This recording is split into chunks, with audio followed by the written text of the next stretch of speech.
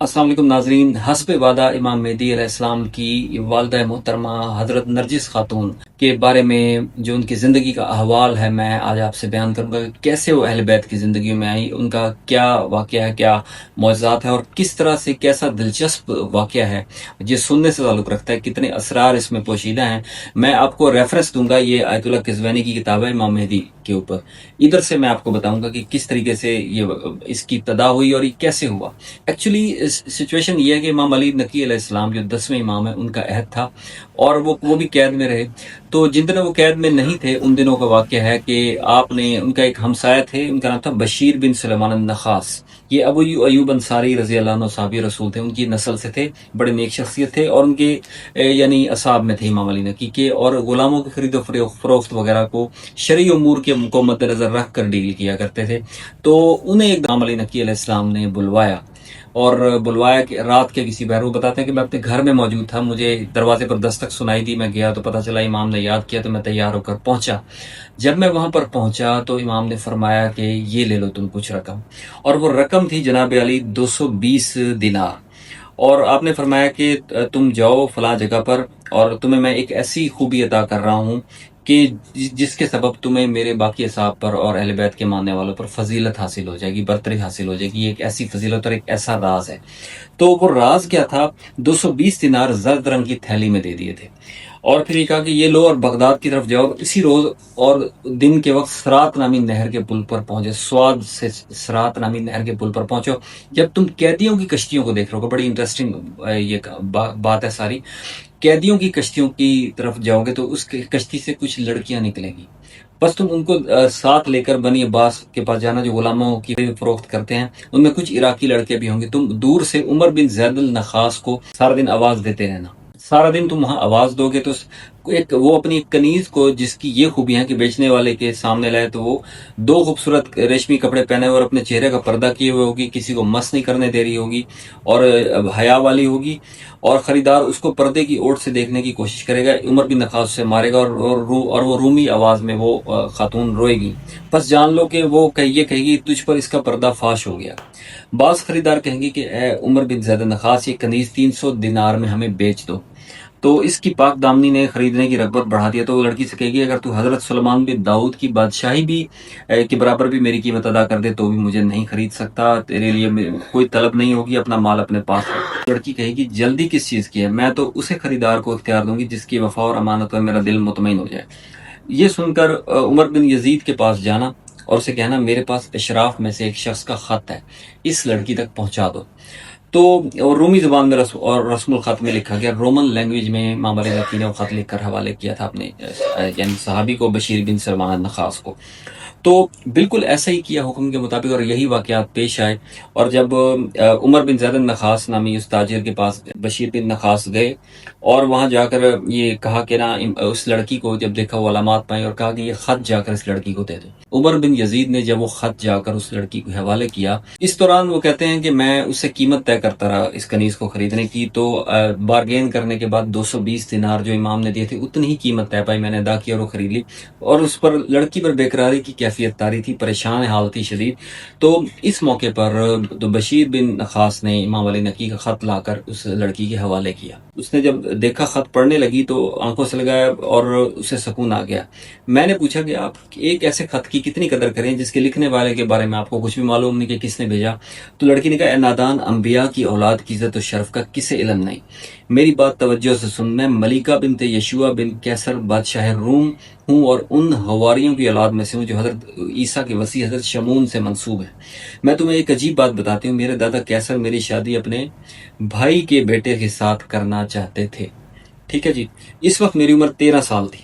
उन्होंने अपने महल में किसी सैन और रुहबान में से 300 हवारी जमा किए और बाकी घरानों में से 700 बाइज़्ज़त अफराद बुलाए। उमराए लश्कर को दावत दी और 4000 खानदानों और कबाइल के सरबराहों को भी मदऊ किया। वहां पर 300 हवारी जमा की और बाकी घरानों में से 700 बाइज़्ज़त अफराद बुलाए। उमराए लश्कर को दावत दी और 4000 खानदानों और कबाइल के सरबराहों को मदऊ किया। तो नाजरीन, आगे बीवी नरजिस कहती हैं कि नसरानियों के मजहबी बुजुर्ग बैठे थे और जब इंजील की तलावत की गई तो ऊपर से सलीमें आपस में टकराई और जमीन पर जा गिरी। सतून बुनियादों से गिर गए और बादशाह तख्त से गिरकर बेहोश हो गया। असाकफा के रंग उड़ गए और अकल गुम हो गई। اور ان میں سے ایک سقیف نے میرے دادا سے کہا بادشاہ سلامت ہمیں اب ایسی ملاقات سے معاف رکھیں جو دین مسیح اور بادشاہی مذہب کے زوال کی خبر دیتی ہے۔ ٹھیک ہے جی ناظرین، ستون گر گئے یہ بتا رہے ہیں۔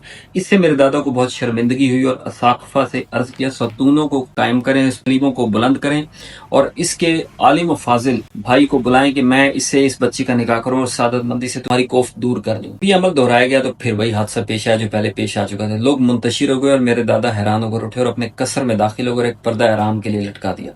اس رات میں نے خواب میں دیکھا، بی بی نرجس کہتی ہیں بشیر بن خاصے کہ اس رات میں نے خواب میں دیکھا کہ حضرت عیسیٰ شمون اور کچھ حواری میرے دادا کے محل میں جمع ہیں۔ ایک ممبر لگا ہوا ہے کہ جس کی بلندی آسمانوں کو چھوتی ہے اور یہ ممبر بالکل اسی جگہ پہ لگا گیا جس جگہ میرے دادا نے دن کے وقت لگایا تھا۔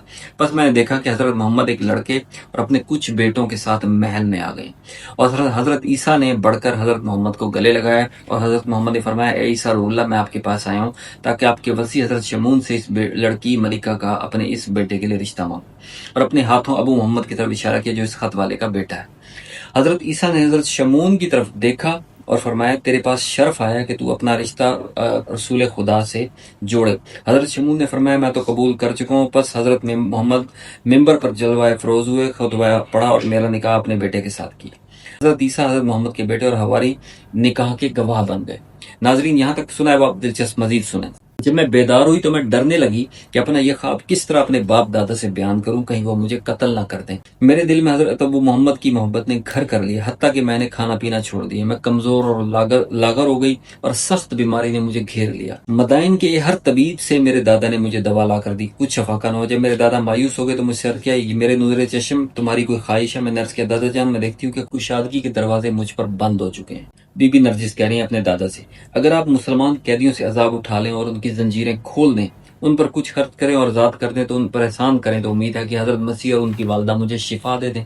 ٹھیک ہے، بس جب میرے دادا نے یہ کام کیا تو میرے دن پھر گئے اور میرے بدن میں صحت آ گئی اور میں نے تھوڑا تھوڑا کھانا پینا شروع کر دیا۔ اس سے میرے دادا کو خوشی ہوئی اور انہوں نے قیدیوں پر مہربانی مزید بڑھا دی۔ پھر میں نے 4 راتوں تک خواب میں دیکھا کہ حضرت فاطمہ الزہرا سید النساء العالمین میرے زیارت کو آئی ہیں اور ان کے ساتھ حضرت مریم بنت عمران اور جنت کے خدام میں سے 1000 خدام بھی ہیں۔ میں نے سنا کہ حضرت مریم مجھے کہتے ہیں کہ یہ سیدت نساء العالمین اور آپ کے شوہر ابو محمد کی والدہ ہیں۔ بس میں ان کے ساتھ لپٹ گئی اور رو رو کر شکایت کی کہ ابو محمد میری ملاقات کو کیوں نہیں آتے۔ سیدت نساء نے مجھ سے فرمایا میرا فرزند تم سے کیسے ملنے ہے کہ تم مشرک ہو اور نصرانیوں کے مذہب پر ہو، اور یہ میری بہن مریم تمہاری اس دین سے بری ذمہ ہے۔ اگر تم چاہتی ہو کہ رضا الہی کو پالو تو حضرت مریم و مسیح بھی تم سے راضی ہو جائیں گے اور ابو محمد تمہاری ملاقات کو آئیں گے، تو کہو اشہد ان لا الہ الا اللہ و ان ابی محمد رسول اللہ۔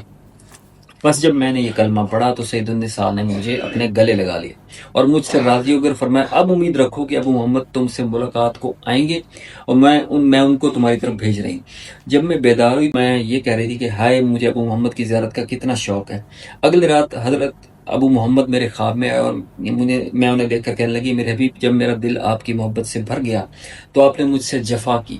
آپ نے فرمایا میری تاخیر کی وجہ تمہارا شرک تھا اور جب تم اسلام لے آئی ہو تو میں تمہاری زیارت کا آ گیا ہوں۔ جب تک ہم آمنے سامنے نہیں ہو جاتے تب تک میں ہر رات تمہارے خواب میں آتا رہوں گا اور اس کے بعد سے اب تک وہ میری زیارت کو آتے ہیں۔ بشر نے کہا جو امام کے صحابی تھے امام النقی، انہوں نے بی بی نرجس سے کہا میں نے ان سے کہا آپ ان قیدیوں میں کیسے آئیں؟ تو وہ بولیں ایک رات ابو محمد حسن عسکری نے خبر دی تھی کہ تمہارے دادا فلاں دن مسلمانوں کے ساتھ جنگ کے لیے لشکر بھیجے گا، پھر وہ خود ان کے پیچھے پیچھے جائیں گے، تو تم ایسا کرنا کہ فلاں راستے سے غلاموں کی سی شکل بنا کر لشکر والوں کے ساتھ مل جانا۔ میں نے ایسے ہی کیا، بس مسلمان ہم پر غالب آ گئے اور میرے ساتھ وہ ہوا جو تم نے دیکھا اور کوئی مجھے نہ پہچان سکا کہ میں بادشاہ روم کی بیٹی ہوں۔ یعنی ناظرین وہ بتانا چاہ رہی ہیں بی بی نرجس کہ وہ ایک کیسر روم کی پوتی ہیں اور وہ بادشاہ روم کی بیٹی ہیں، اور لیکن انہوں نے کیونکہ مسلمانوں کا لشکر جیت گیا تھا اس لیے وہ غالب آ گئے، اس لیے وہ اس لشکر میں آ گئی۔ تو غنیمت کی شکل میں جس بزرگ کے حصے میں ہے تو اس نے میرا نام پوچھا تو میں نے نام بتانے سے انکار کیا اور کہا نرجس، تو وہ بولا کہ یہ تو عربیوں والا نام ہے۔ بشیر بن سلمان نے خاص بولا تعجب ہے کہ تم رومی اور زبان تمہاری عربی ہے۔ وہ بولی میرے دادا کو یہ بہت زیادہ پسند تھا کہ میں تعلیم حاصل کروں، پس ایک عورت صبح شام ہمارے گھر آیا کرتی تھی اور مجھے عربی سکھاتی تھی، یہاں تک کہ عربی میں میری زبان رواں دواں اور مستحکم ہو گئی۔ تو ناظرین اس طرح سے بی بی نرجس کو خرید لیا بشیر نے اور اس کے بعد امام علی نقی علیہ السلام کی خدمت میں پیش ہوا۔ تو امام علی نقی علیہ السلام جو ہیں ان کے بارے میں لکھا ہے کہ جب انہوں نے دیکھا بی بی نرجس کو تو بی بی نرجس نے انہیں سلام کیا تو آپ نے فرمایا کہ کس طرح خدا نے تمہیں اسلام کی عزت جبکہ نصرانیت کی ذلت اور اہل بیت محمد کا شرف دکھایا؟ تو وہ بولی، اے فرزند پیغمبر، میں آپ کو کیا بتاؤں، آپ تو مجھ سے بہتر جانتے ہیں۔ امام نے فرمایا، میں تم پر کچھ نوازش کرنا چاہتا ہوں، تم کیا پسند کرو گی؟ 10,000 درہم یا ابدی شرف کی بشارت؟ بی بی نے فرمایا، مجھے ابدی شرف کی بشارت چاہیے۔ تو امام نے فرمایا، تجھے بشارت ہو ایک ایسے بیٹے کی جو دنیا کے مشرق و مغرب کو عدل و انصاف سے بھر دے گا جیسے وہ ظلم و جور سے بھر چکی ہوگی۔ بی بی نے فرمایا، کس سے؟ امام نے فرمایا، اس سے کہ جس کے لیے رسول خدا نے آپ کا رشتہ فلاں رات فلاں مہینے اور فلاں رومی سال کو کیا تھا۔ وہ بولی، حضرت مسیح اور ان کے وسیع سے؟ امام نے فرمایا، اس ہستی سے کہ جس کے ساتھ حضرت مسیح اور ان کے وسیع نے آپ کی تجویز فرمائی تھی۔ تو وہ بولی، آپ کے بیٹے ابو محمد سے۔ امام نے پوچھا، کیا آپ ان کو جانتی ہیں؟ وہ بولی، کوئی ایسی رات نہیں جس رات مجھے ان کا خواب میں دیدار نہ ہو کہ جب سے میں ان کی ماں سید النساء کے ہاتھ پر ایمان لائی۔ امام علی نقی نے فرمایا، اے کافور، میری بہن حکیمہ کو بلاؤ۔ بس جب بی بی حکیمہ تشریف لائیں تو امام نے ان سے فرمایا، یہ ہے وہ بی بی۔ بی بی حکیمہ نے انہیں گلے لگایا اور کافی دیر تک لگائے رکھا اور بہت خوش ہوئی۔ اس پر بی بی نرجس کو حیرت ہوئی کہ مجھے ایسے مل رہی ہے بی بی حکیمہ یعنی امام علی نقی کی بہن ایسے مل رہی ہیں جیسے کہ مجھے بہت عرصے سے جانتی ہوں، بڑی قریبی رشتہ دار ہوں۔ تو انہیں حیرت ہوئی۔ تو امام ابو الحسن نے فرمایا، بنت رسول، انہیں اپنے مکان کی طرف لے جاؤ، فرائض و سنن کی تعلیم دے، بے شک یہ ابو محمد کی زوجہ اور قائم المہدی کی ماں ہیں۔ ہم قارئین دیکھیں، بات یہ ہے کہ یہ سارے واقعات ہیں۔ تو یہاں سے بی بی نرجس یہاں پر آئیں، اس کے بعد امام حسن عسکری سے ان کا نکاح ہوا اور وہی ابو محمد تھے، یعنی محمد یعنی امام مہدی کے والد کی کنیت ہے۔ تو امام حسن عسکری جو خواب میں آتے تھے تو وہی شخصیت نکلے، ان کی حیرت کی انتہا نہ رہی، بہت خوش ہوئیں اور پھر اللہ نے ان کی مراد پوری کی اور ان کا نکاح بی بی نرجس کا امام حسن عسکری سے ہوا۔ امام حسن عسکری کو بعد میں جن مصائب کا سامنا کرنا پڑا، 28 ایئرس کی ایج میں، 28 سال کی عمر میں زہر دے کر انہیں عباسی ظالم بادشاہ نے شہید کیا۔ تو امام مہدی کی الگ واقعات ہیں، وہ میں آئندہ سناؤں گا، پہلے بھی ویڈیوز میں امام مہدی سیریز کی ذکر کر چکا ہوں۔ تو یہ سلسلہ جاری رہے گا، میں آپ کو مزید اس بی بی نرجس کی زندگی حیات طیبہ کے بارے میں مزید آپ کے سامنے کوئی ویڈیوز ضرور لاؤں گا انشاءاللہ العزیز۔ پھر بات ہوگی۔